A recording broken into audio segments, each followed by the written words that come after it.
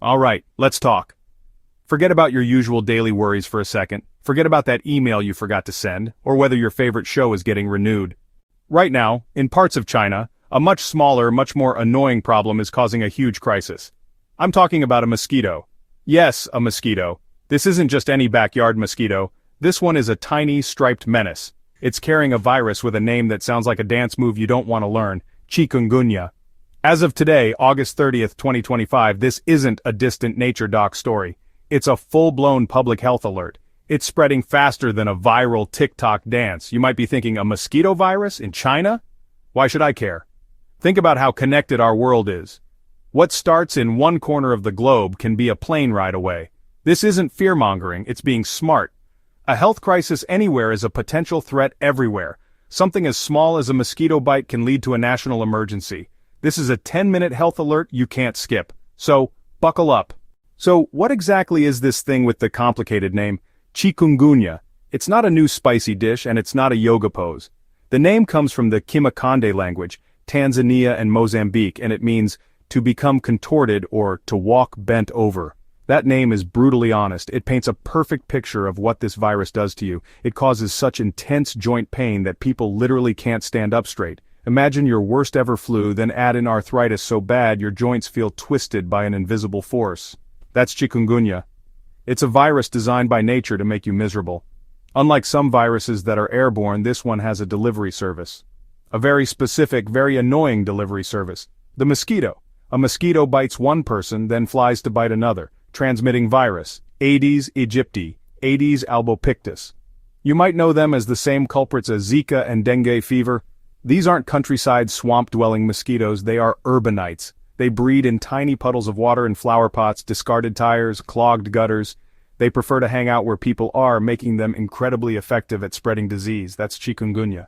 Let's get into the nitty-gritty of how this whole mess starts. It's a simple, vicious cycle. It begins with an infected person, someone who already has chikungunya in their blood.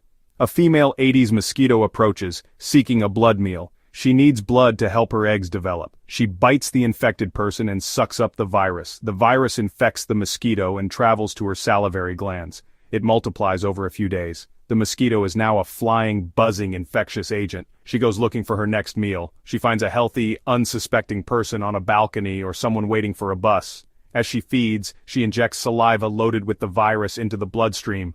Boom, a new case is created. That newly infected person becomes a reservoir. A clean mosquito bites them and picks up the virus. This can escalate very, very quickly. Who is at risk? Literally anyone who gets bitten. The very young, the elderly. Now let's look at the situation on the ground. Today is August 30th, 2025, and the numbers coming out of China are deeply concerning.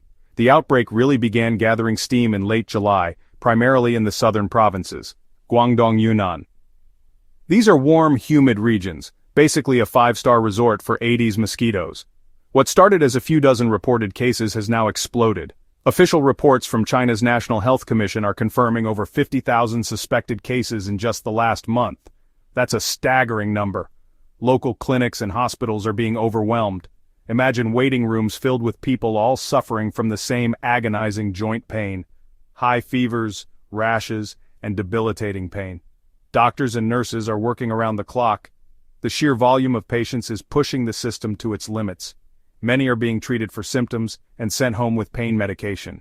With China's high-speed trains and domestic flights, a person can be in a different province by evening. The virus is hitching rides. We are now seeing satellite clusters in neighboring provinces like Fujian and Guangxi. Health authorities are scrambling to trace these connections. This is a health crisis that is rapidly morphing into an economic one. Worker absenteeism is skyrocketing. Deliveries are delayed and services grind to a halt. Local authorities have issued stay-at-home advisories in some districts. Each new cluster drains resources from the main fight. Our interconnected societies are vulnerable to these ancient viral threats. The coming weeks will be critical. Will this powerful response bend the curve? Only time will tell, but the signs are alarming. Stay tuned as we look at the global context next. This outbreak in China may feel new and shocking, but chikungunya has a long and painful history. The virus was first identified in Tanzania in the 1950s. For decades, it caused periodic outbreaks across Africa. In the early 2000s, the virus hitched a ride and landed in Asia. This is where the story takes a dramatic turn. In 2005 and 2006, a massive epidemic swept through the Indian Ocean. On reunion, an estimated one-third of the population got infected. The island's healthcare system was completely overwhelmed. The economy ground to a halt. We learned that vector control, killing mosquitoes and their larvae, is paramount. Rapid diagnosis, genetic sequencing, and public information campaigns matter. You need community engagement and trust. Comparing past African outbreaks to China highlights infrastructure and response differences. China has a powerful, centralized public health apparatus. The ghosts of reunion in India remind us what happens if response is too slow. This was a global wake-up call. Viruses don't respect borders. We need surveillance, faster responses, and to invest in vaccines and treatments. Next, how to recognize symptoms and when to act. So, how do you know if you have chikungunya and not just a bad case of the flu? The symptoms are pretty distinct and they usually show up suddenly, about 3 to 7 days after the infected mosquito bite. The first thing that hits you is a high fever, often spiking to 40 degrees Celsius. But the defining feature, the one that gives the disease its name, is the severe joint pain. People describe it as deep, excruciating, and often symmetrical. It targets hands, wrists, ankles, and feet most often. This isn't just a minor ache, it can make simple tasks impossible. Along with fever and joint pain, a rash is also common, usually showing a few days into the illness. Headaches, muscle pain, nausea, and severe fatigue are common additions. For most, it's a week or two of intense misery. Fever and worse symptoms usually subside within about 10 days. But the joint pain can persist for months or even years for some people. This chronic phase can lead to long-term disability and depression. In rare cases, complications like encephalitis or cardiovascular problems occur. Deaths have been reported when underlying conditions are worsened. So if you experience these symptoms, especially in an area with a known outbreak, seek medical advice. Getting a proper diagnosis is key to managing symptoms and ruling out diseases like dengue. Doctors will test to distinguish dengue, which can be more deadly, from chikungunya. Pay attention and get help early. Early care can ease suffering and prevent complications. Next, how to fight the bite. Okay, this all sounds pretty terrifying, so what can you actually do about it? The good news, preventing chikungunya, is straightforward. The bad news, it requires diligence. Since there is no vaccine and no specific cure, your goal is simple. Don't get bitten. Your first line of defense is personal protection, insect repellent. You need heavy hitters. DEET, picaridin, or IR 3535. Apply it generously, especially during the day. Wear long sleeves and long pants to add a physical barrier. Treat clothing with permethrin for extra protection. At home, make sure screens are intact and use air conditioning when possible. AC keeps mosquitoes out and you cool. The most important line of defense is source reduction, emptying standing water around your home. Even a bottle cap full of water is enough for them to lay eggs. Empty flower pot saucers, bird baths, tires, clogged gutters, and children's toys. Community cleanups amplify impact. Deny them a place to breed. Be aware, Aedes mosquitoes are most active in early morning and late afternoon.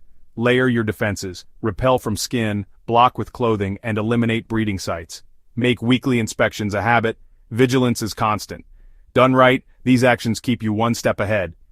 Next, what China is doing to fight the outbreak. So with tens of thousands of people sick, what is China doing? When China decides to tackle a problem, it can mobilize at scale. We are seeing large-scale, multi-pronged responses now. Massive vector control, fogging public spaces, residential compounds, and parks.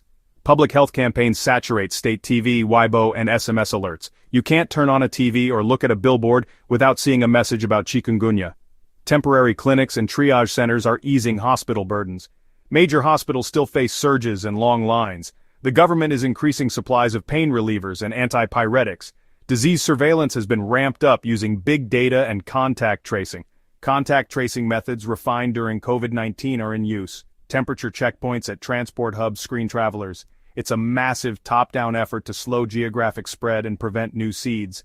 The coming weeks are a critical test. Will centralized power be enough to bend the curve? Their response is powerful. Now it must prove effective. We close with what you can do to stay safe. So there you have it. A tiny, striped mosquito is bringing parts of a global superpower to its knees. Nature still has a powerful voice in the 21st century. This crisis is an urgent reminder that our health is interconnected. A virus doesn't care about your nationality, politics, or weekend plans. Understand the risk, know the symptoms, and fight the bite. Tip over that bucket of water, clear those gutters, wear repellent. These small actions, multiplied by millions, become a powerful shield. The situation is a stress test for public health systems everywhere. We must watch, learn, and support containment efforts, globally.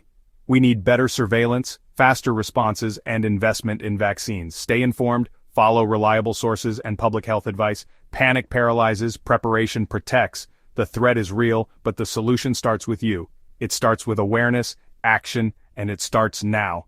Because the best way to win the fight is to never let it begin in the first place. For updates and official guidance, check local health authorities and WHO updates. Stay safe.